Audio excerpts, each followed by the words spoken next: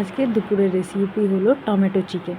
তো আমি পাঁচফোড়ন দিয়ে পেঁয়াজ দিয়ে মাংসটাকে ভালো করে ভাজতে আষ্টানি যে জলটা থাকে সেটা মারবার জন্য দিয়ে দিয়েছি।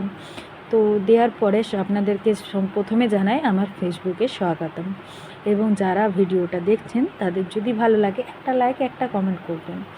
তো মশলা আমি রেডি করে নিয়েছি। মশলাতে আছে আমার আদা, রসুন, কাঁচা লঙ্কার পেস্ট। তারপরে আমি একটু কালার, লঙ্কা গুঁড়ি এবং জিরে, ধনে, গোলমরিচ সব কিছু দিয়ে অ্যাড করেছি, এবং কি একটু তোমার এভারেস্টের গরম মশলা এবং সানরাইজের গরম মশলা এবং একটু চিকেন মশলাও অ্যাড করে নিয়েছি। তো মশলা অ্যাড করা হয়ে গেছে। অ্যাড করা হয়ে যাওয়ার পর আমি ভালোভাবে এই মশলাটাকে রেডি করে রেখে দেবো কিছুক্ষণের জন্য, তাহলে কি মশলাটা ফেপে উঠবে। এদিকে আমি অন্যদিকে মাংসটা একবার নেড়ে নিলাম, যেহেতু জলটা অনেকটা মরে আছে।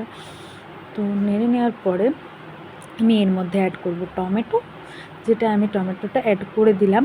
অ্যাড করে দেওয়ার পর এরপরে আপনাদেরকে আর একটা কথা বলি, যাদের যদি ভালো লাগে আমার ভিডিও রান্না দেখতে, তো তারা প্লিজ কমেন্ট করবেন, একটা লাইক করবেন। আমার হাতের রান্না আমি প্রত্যেক দিনও চেষ্টা করব শেয়ার করার জন্য। তো এবার মশলাটা দিয়ে দিলাম। দিয়ে দেওয়ার পরে সব কিছু মশলা দেওয়ার পরে রেজাল্ট এরকম এসছে, যেটা একটু টেস্টি হবে, যেটা আপনারা ভাবতেও পারবেন না যে টমেটো দিয়ে এইভাবে মাংস রান্না হয়। তো পাতলা গরমের মধ্যে যারা মশলা খেতে একদমই চান না, তারা এরকম রেসিপিটা একবার ট্রাই করতেই পারেন।